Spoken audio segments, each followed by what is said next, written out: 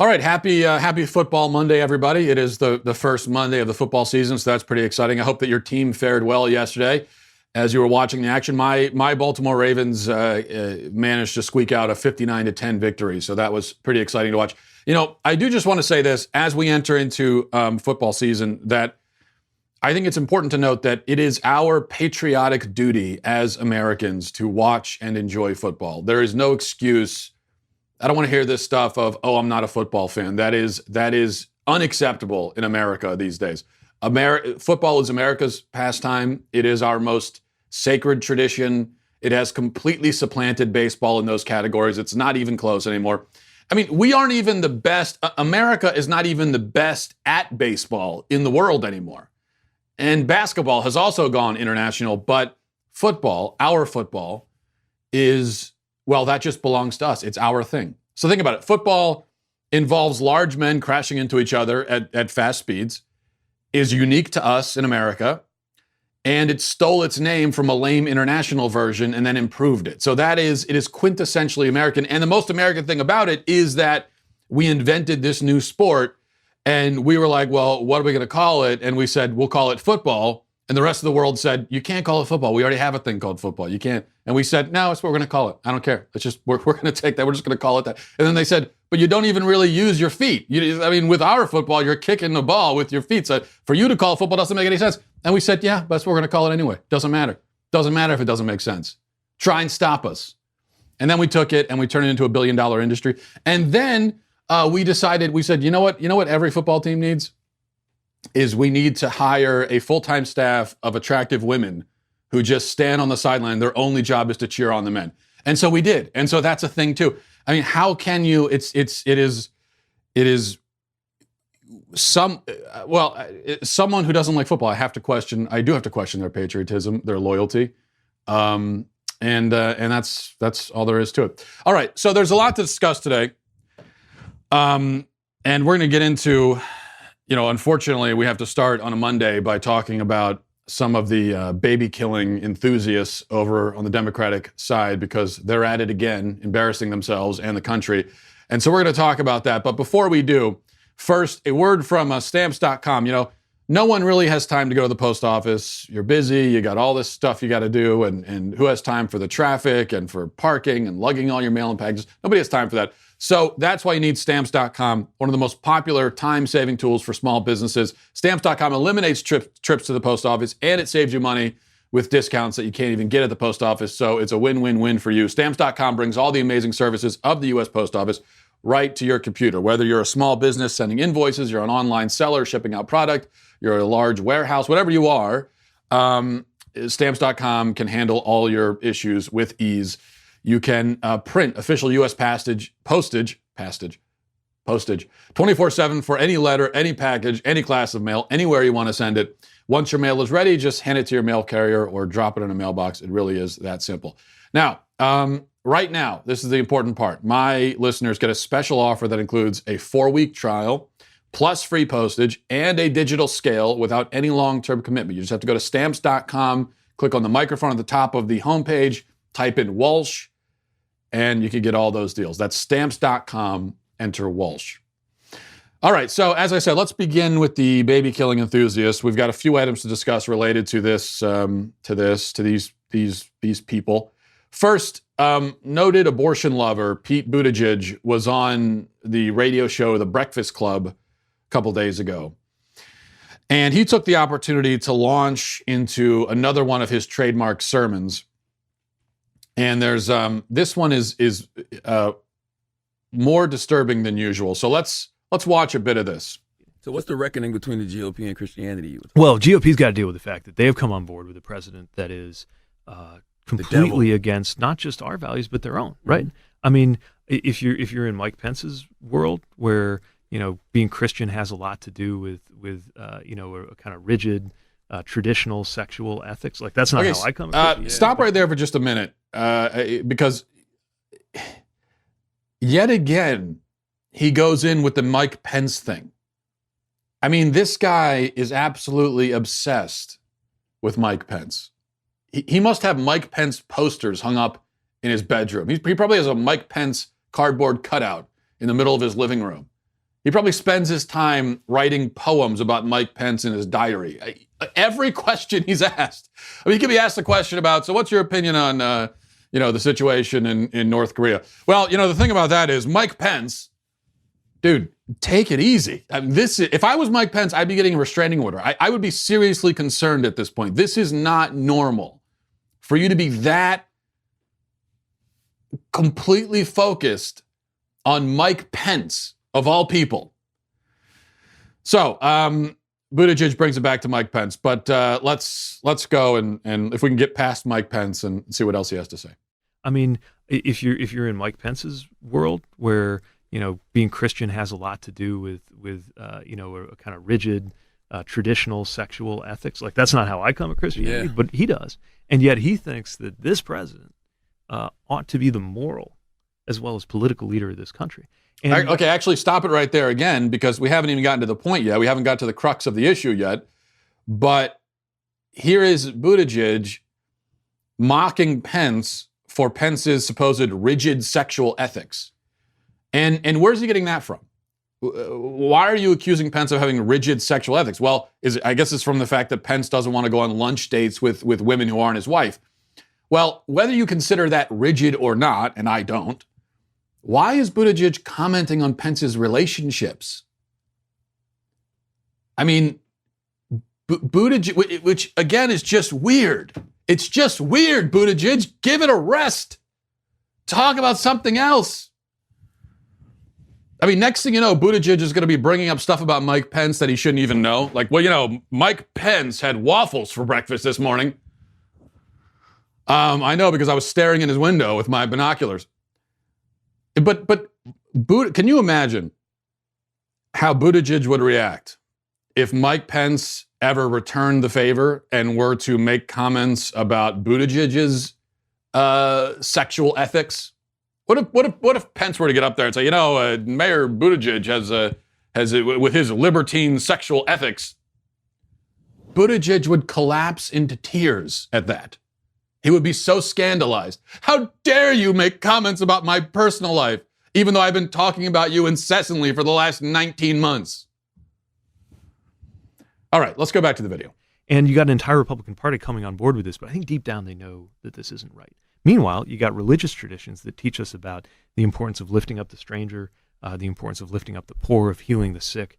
You go through the New Testament for sure, and every other word that comes out of the mouth of Christ is about things like helping those in need. And you got a Republican Party dedicated to its opposite. There will be a reckoning over that. Now, right now, they hold everybody in line with this one kind of piece of doctrine about abortion, right?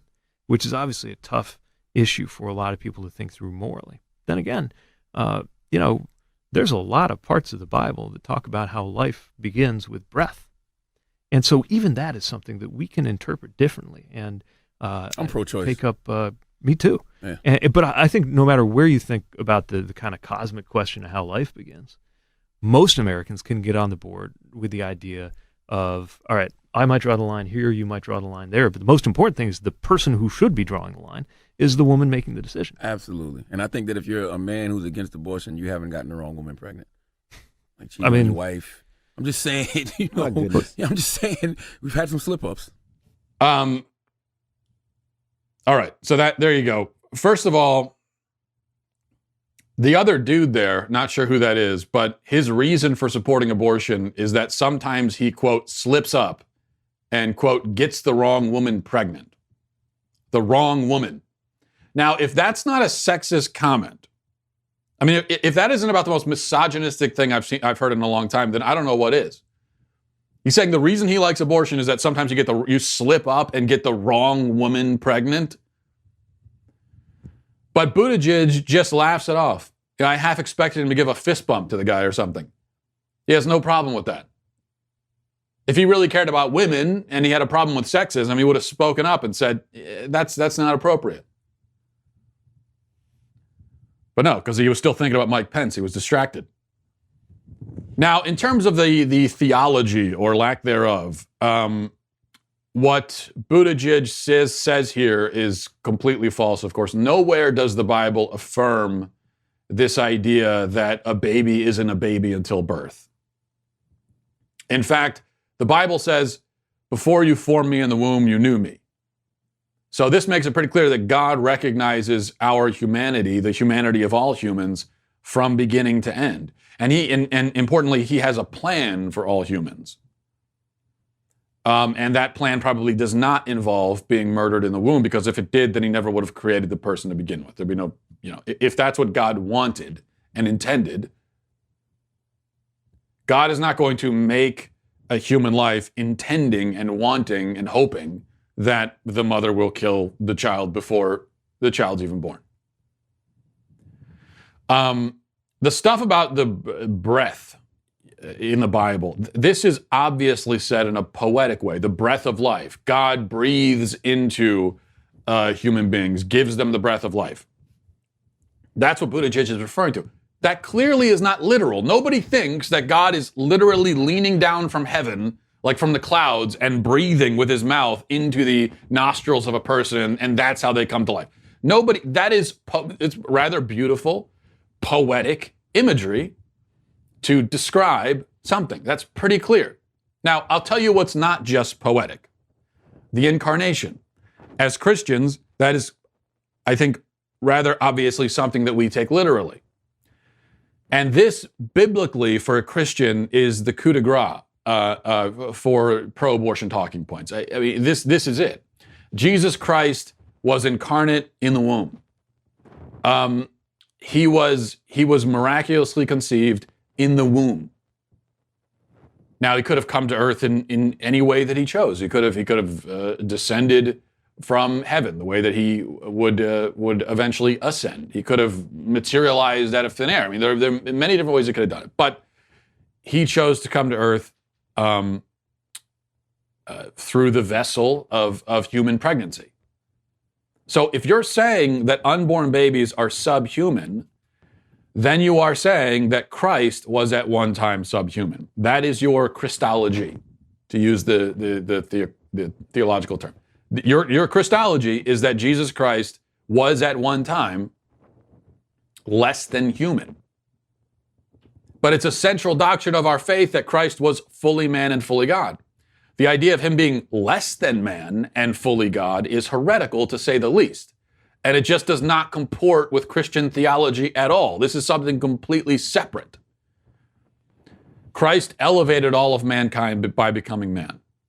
Thus, he elevated fetuses too, by becoming one.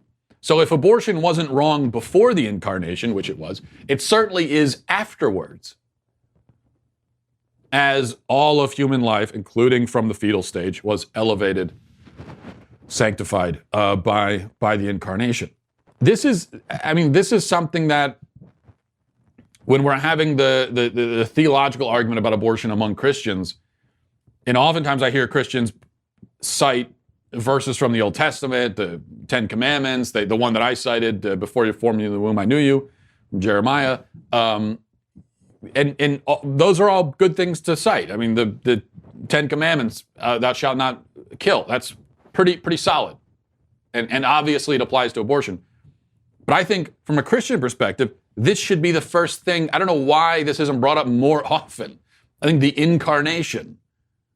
You want to say, well, there's nothing in the Bible. There's no pro-life statement in the Bible. The incarnation is about the most pro-life statement God could possibly make. And it just makes it so it ends the discussion from a Christian perspective. There's nowhere to go from there. Now, on this same general subject, let's go over to the AP, which for whatever reason decided to put out a big pro-abortion propaganda video. And this video, which I'll show you now, it tells us the sad story of a poor woman who had to go across state lines and spend a lot of money to kill her child. And we're supposed to feel very sorry for her. And let's see if it succeeds in making her sympathetic. Watch this. What I would learn the hard way is when you first stop taking birth control, that first couple weeks, that first few days, you're your most fertile. So I got pregnant in early February. I was housing insecure at the time. I had just started a job. I didn't have any support. I didn't have any health care.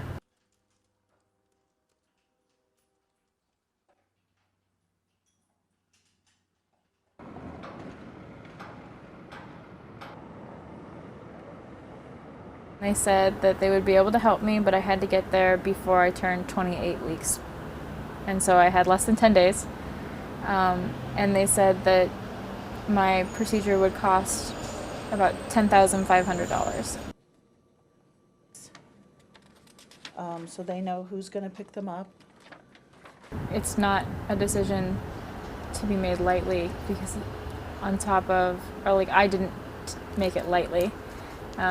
Because it was on top of a large emotional turning point, decision to make in my life. It was a large financial decision to make. Now, if you're listening on iTunes or on SoundCloud and you couldn't see the video there were some captions that I think were relevant to the issue, such as the fact that she was 26 weeks pregnant when she went and got this abortion. Actually, she was probably about 27 weeks, because she said in the video that when she called the abortion clinic in New Mexico, she was less than 10 days from the 28-week cutoff, which probably means by the time she got the abortion, she was at 27 weeks. But let's just call it 26 weeks, just for the sake of argument. 26. At 26 weeks, a child has almost a 90% chance of survival. The vast, vast, vast majority of babies that are born at 26 weeks, and that it happens all the time. It is not an uncommon occurrence to have a baby that is so premature. 90% of them, nearly 90%, survive. At this point, a baby has all of his vital organs. He has all of his physical features that we associate with being human. He has his nervous system. He's a baby. He's just a baby. You can go into which my own, our first kids, the twins, were premature, not 26 weeks premature. They were born at 34, 35 weeks. And so they spent a little bit of time in a NICU, the infant, the natal ICU unit of the hospital, where they send babies who are premature and need help breathing. So I can remember being up in the NICU unit and seeing babies that were much more premature than my babies were. And these are just babies. This is not a mass of gelatinous, amorphous cells lying there. Okay, these are babies. They look in every way like babies. They are babies. They need temporary medical treatment and in order to survive. And then most of them will go on to live normal lives, and they'll have no prolonged medical effects at all. They just need help at the beginning to breathe. Now, we're told that abortions this late don't happen unless there's some kind of catastrophic medical situation. I've heard this many times. I'm sure you have too. That, hey, well, women, they're not doing this willy-nilly. They're not going to go and get an abortion at 26 weeks unless they need it for the sake of survival. If there's a threat to the life of the mother. Well, as I've said many times, there has never actually been a medically necessary abortion. And if there is a catastrophic medical situation that happens at 26 weeks or 28 weeks or 30 weeks, which does occur, then at that point maybe the baby needs to come out of the woman. Yes. But there is no reason to kill the baby ahead of time. By that time, you have essentially a fully formed baby. So no matter what, if there's a medical problem, that baby needs to come out. The woman is going to have to deliver the baby. The only question is, are we going to kill the baby before it is delivered? And there's no medical reason to kill the baby ahead of time. But in any case, that's not even the situation here. There was no catastrophe. She said that she was housing insecure, which means what? She was living in an apartment or something. And she had just started a new job. That's it. That's what she tells us. She wasn't going to die. There was no serious medical complication. The pregnancy wasn't going to kill her. It would have just been super inconvenient to have a kid at that point. So she killed it. And sure, if you just started a new job and you have a baby, that's inconvenient. Yeah. I mean, my wife is pregnant now, and she's going to give birth in the next month or so. And anytime you have a new baby on the scene, There are a lot of inconveniences. Yes, it can be a very inconvenient thing in a lot of ways to have a newborn baby. You got to stay up at night. The baby's not sleeping well. You got to take off of work. All these different things. You got to go to the doctor a lot of inconveniences. That obviously is not a suitable moral justification for murder. Obviously. Which is why the pro-abortion people, they don't want to talk about it in terms of convenience. What they want to talk about are these extreme rare cases, medical abnormalities, and so on. But here we have an abortion of convenience at 26 weeks when the baby had a 90% chance of survival. And the AP is taking this story and they're proudly putting it out there. And they expect us to feel sorry for the woman, not the baby. Just completely deranged. Absolutely deranged. But I guess the point here is I am grateful to the AP for putting this story out there. Their intention, obviously, is to promote abortion, but the effect is for any normal person with an even half-formed conscience, when you see that, you're going to think that's terrible. That's just wrong. I mean, there are so many other options available to this woman. She could have had the baby. She could have put the baby up for adoption. There are other things she could have done. And we should expect her as a society to explore those other options. The same way we expect a mother or a father with born children who finds himself in a situation where they can't care for the child anymore. And that happens also. But what do we say to those parents? We say, we're very sorry you're in that situation, but you need to go put the child up for adoption. You need to make sure that you find someone who can care for that child. Because what you cannot do is just leave the kid in the living room and split town. And what you certainly cannot do is kill them. No matter what situation you're in, no matter how dire your situation is, you cannot kill your child. You have a responsibility to that child, and that responsibility, at the very least, requires you to go and make sure that that someone else is going to care for the child. If we have no problem saying that and putting that kind of responsibility onto the shoulders of parents of born children, there is no reason why we can't put that responsibility onto the shoulders of parents of unborn children. It's the same idea, the same principle. And that's all. All right, I also wanted to mention this. Roman Polanski, film director and noted child rapist, has a new movie out, and the new movie just won Best Director at the Venice Film Festival. Now, this to me is noteworthy, especially during a week, and this is why it really caught my eye, during a week when certain Hollywood stars have been calling for blacklists of anyone in Hollywood who might support Donald Trump. The 5 or 6 people in Hollywood who support Donald Trump. There's been Deborah Messing and other Hollywood celebrities have been saying we need to blacklist them and everything. Well, they're trying to take the moral high ground on Trump while they continue to support someone like Roman Polanski. Roman Polanski, who, let's recall, drugged and raped a 13-year-old girl.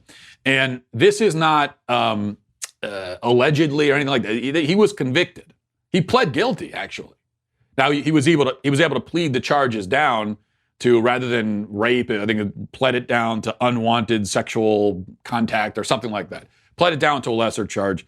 But then, rather than face the music and do whatever time he was going to be sentenced to, he fled prosecution. He left the country, and he has been on the lam ever since. He is a fugitive. He is a fugitive from justice for 40 years now, after raping a child. And in spite of that, he has had a successful career in Hollywood, making movies.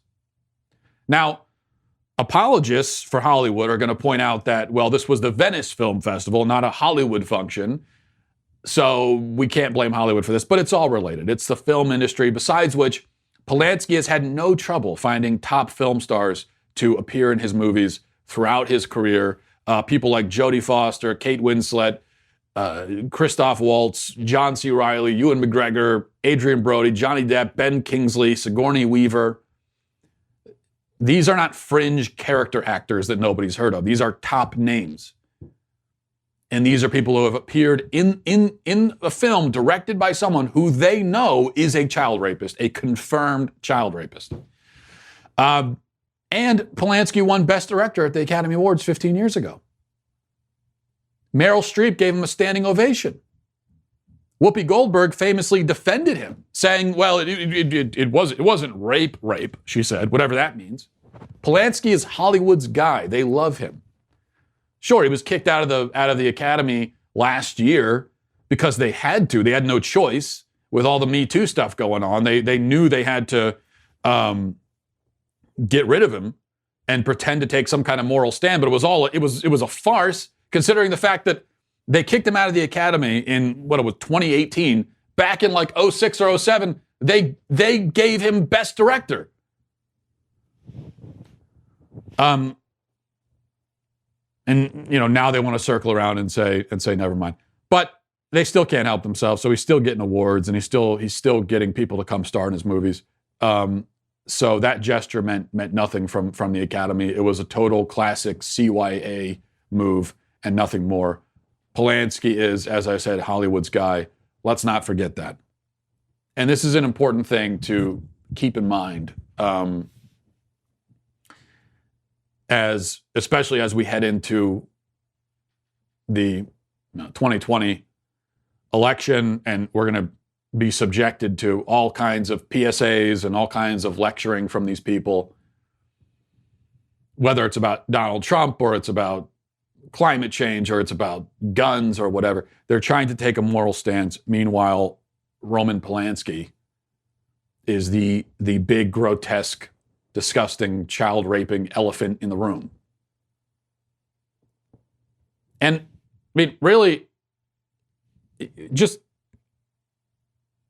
I don't want to belabor the point, but I mean, really think about this. This is not one of those things where they're continuing to support Polanski because they can just claim that he didn't do it. It's not one of those things. Like the people that still support OJ and say, oh, he didn't really do it. Which obviously is absurd. He clearly did it. And he's all but admitted it.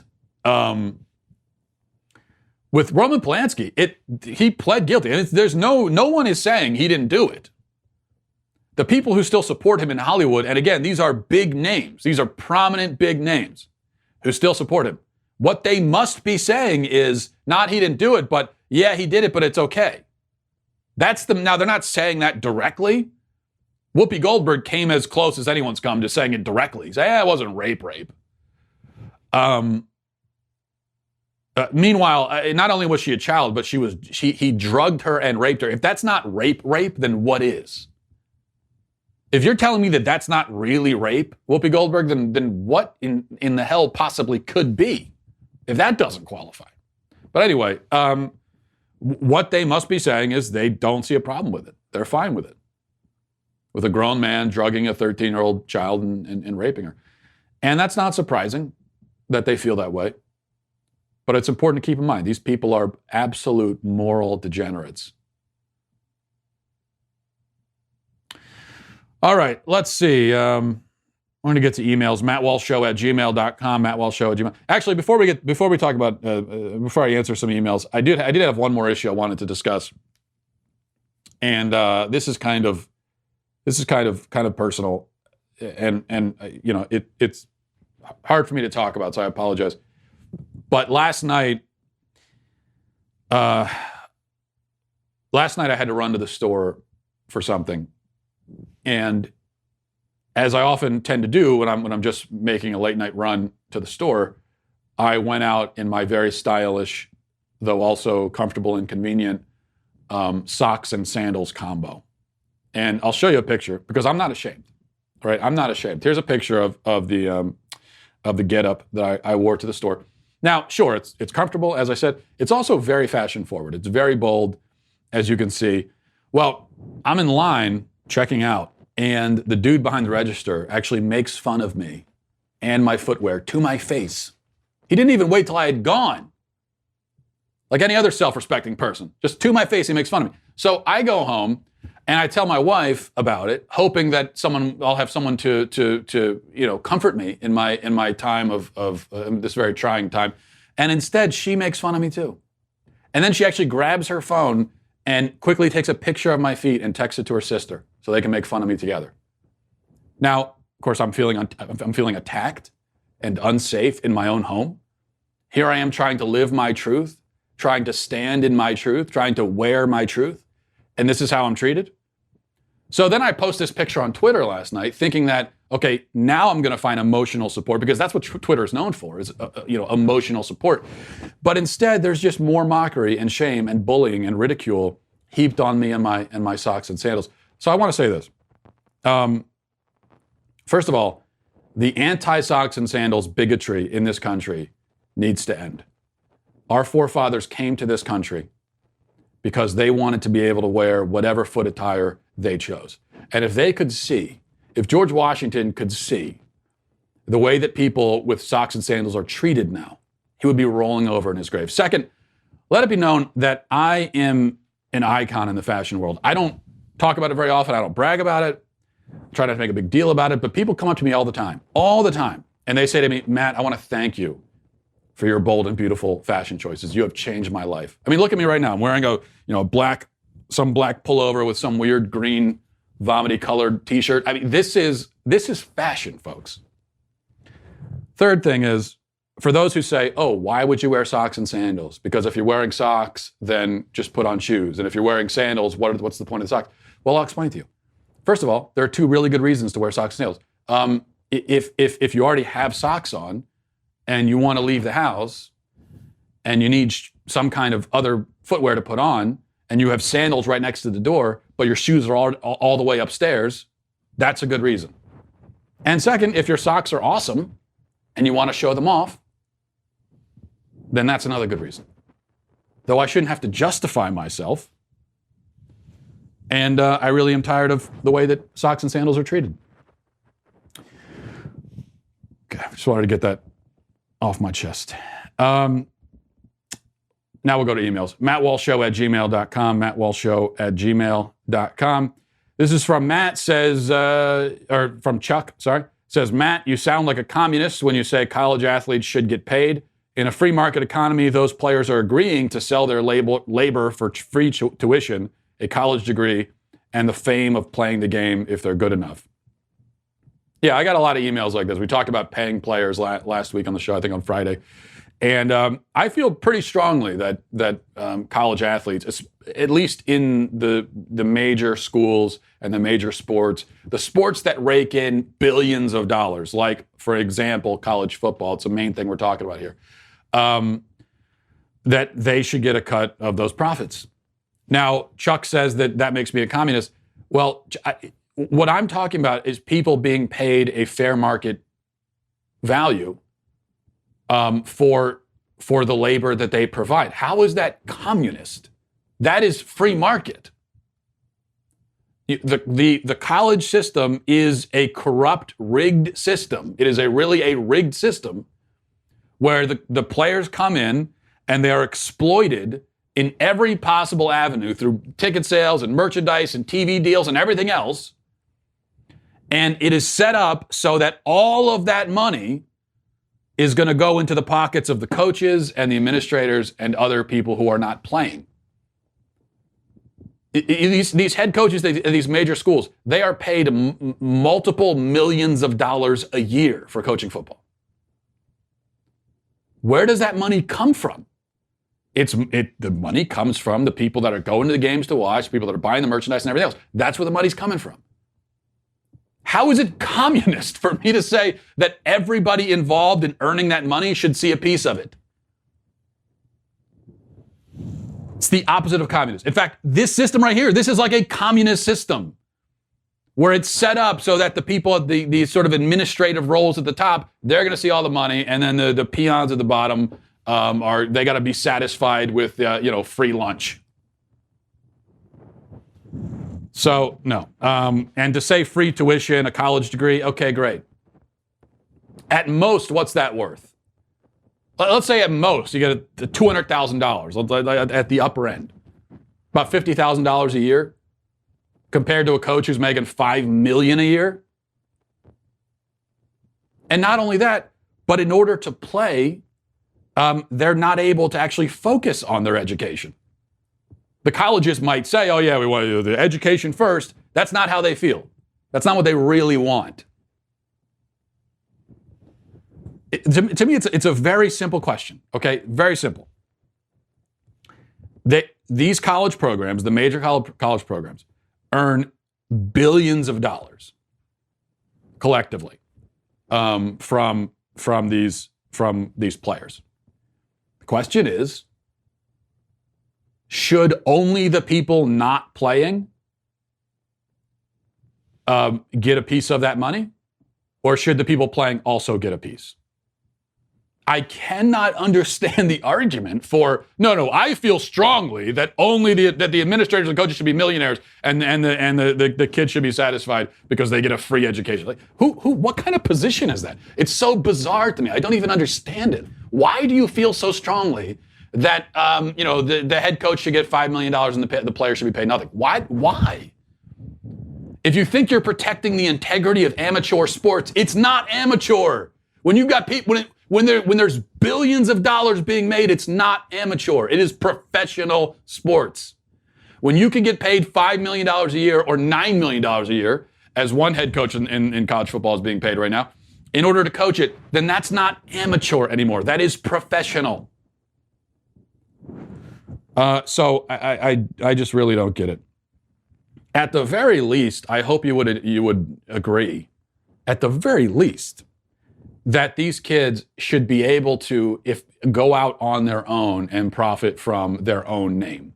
Because the way it's set up right now is that, yeah, these kids get free housing and free lunch. Meanwhile, the coaches are making millions a year. And not only that, the players aren't allowed to go out and sell, say, their own jersey or get paid for a sponsorship or for a TV appearance. They're not allowed to.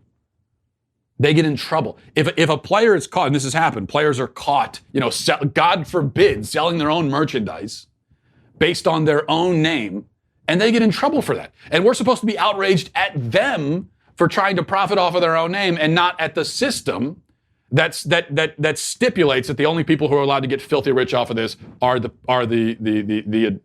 coaches and administrators who are exploiting these kids for money. I mean, that to me is crazy. So at the very least, I hope you would agree that if someone is a top college quarterback and they're a great player and therefore their jerseys are worth money and therefore there are companies that want to have sponsorship deals with them and therefore they could get paid for TV, they should be able to go out and do that. And if you're telling me that you think they shouldn't be able to, then please don't give me any of this nonsense about how this is free market capitalism. This is the interference in free market capitalism. This is the NCAA saying, no, you're not allowed to engage in the free market. We're not allowing you to do that. You are not allowed to go make money. We're going to make millions. You are not allowed to make any. Again, I just psychologically, I cannot understand what would lead someone to support. I can understand why the NCAA likes that system. They're getting all the money. They're getting rich. But for someone who's not even involved either way, like what? Why? All right. This is from Jonathan. Says, hey, Matt, love the show. What are your expectations on the Ravens season this year? And are you as high on Lamar Jackson as a lot of Baltimore fans seem to be? I'm originally from Buffalo, which means I have to be a Bills fan, and I'm hoping passing on Lamar for Josh Allen wasn't a mistake. Well, after that performance yesterday, I mean, Lamar had a perfect passer rating, threw for 300-plus yards, 5 touchdowns, and he made some really good throws. Now, people could say, well, that was Miami Dolphins. They're tanking this year, and that's all true, but they're still a professional football team, and they still have a pretty good secondary. And I don't care how bad the team is. If you can go out and play like that, then that's a good sign. And in fact, This is what good teams are supposed to absolutely trounce bad teams. And so winning, what was it, final score? 59 to 10, 59 to 10, that's a sign that you're a really good team. And you're also a good player if you can perform that way against any competition. I don't care if it is the Miami Dolphins. This is from Andrew. Says there's a lot of controversy around the idea of open versus concealed carry. It's a huge point of debate within the gun community, gun owner community. My issue with it isn't the idea of banning open carry, but rather with the banning concealed carry in states that effectively force you to open carry. The big reason to open carry is comfort, especially with a larger gun. The second biggest advantage is ease of access. If it's an older person carrying this way, the former wouldn't surprise me as much. Even in my mid-30s, my hands are not what they were in my 20s, and I can't imagine what a person in their 50s or 60s would go through there. The other perspective of open carry is the amount of restrictiveness in laws around concealed carry. It varies greatly from state to state, but if you accidentally flash a bit of metal or print excessively, it could be considered brandishing. There's plenty of people CCing out there, concealed carry. You can make more than a couple of them, but you have to be paying attention. That said, I wouldn't be surprised if you could carry a .357 around and not get a lot of notice in states where it was legal, if only because no one can pry their eyes away from their phones. Not really in disagreement one way or another. I find myself on the fence and believe in the ideas of tact and circumstance when open carry is in play, the exception being legality, as mentioned above. I think a vast, vast proportion of the carry community would respect their wishes and probably vote with their dollars. Yeah, those are good points. And I guess I hadn't really addressed, we talked about open carry last week, and I said, I don't really see the point of it. And in all my years, I almost never see people open carry, even in states where it's legal. I've lived in states where it's legal. I've lived in states where, I've lived in states where they have concealed carry and open carry. I've lived in states where they only have open carry. I rarely ever see it. It's just a very small minority of people who seem to want to open carry. And I said last week, I generally can't see why someone would, unless they're just trying to sort of show off that they have a gun and they're wearing it as a fashion statement. Now, Andrew brings up some points of reasons why someone might open carry for legitimate reasons, and so I take that point. I guess there are some legitimate reasons there. But we also can't deny that it's true that most gun owners are responsible. As I said last week, most gun owners are responsible, mature, and all of that. They treat the gun, they respect the firearm as they see it as a tool. They understand that it can be dangerous if misused, and so they have a proper respect for it.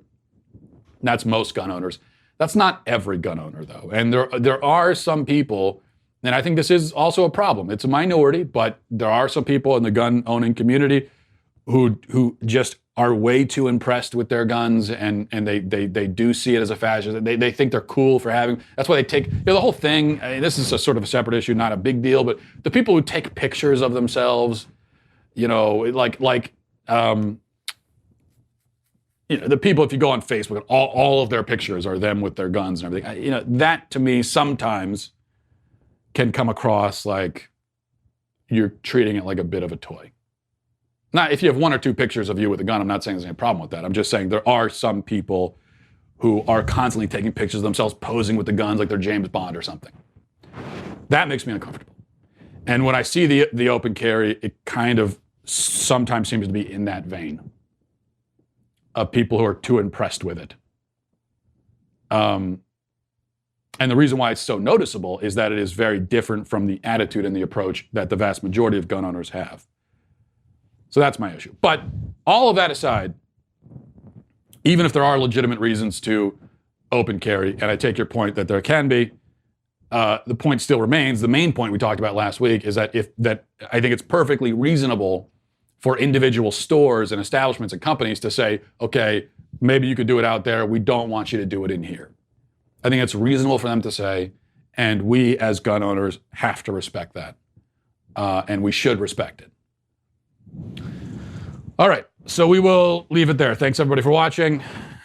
Godspeed. The Matt Walsh Show is produced by Robert Sterling, associate producer Alexia Garcia Del Rio, executive producer Jeremy Boring, senior producer Jonathan Hay, our supervising producer is Mathis Glover, and our technical producer is Austin Stevens, edited by Donovan Fowler.